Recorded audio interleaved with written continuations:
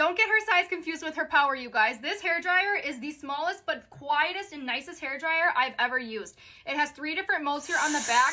It has a low, medium, and hot setting, and it also has a cycle in between that it goes from cold to hot.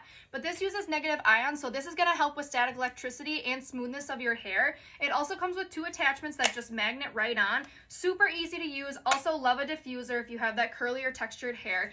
But how nice is this? Like I said, very travel friendly, super small, but don't get her power confused with how small she is. This is a good one. I'll tag it down below, you guys. Definitely check it out if you're looking for a nicer new hairdryer.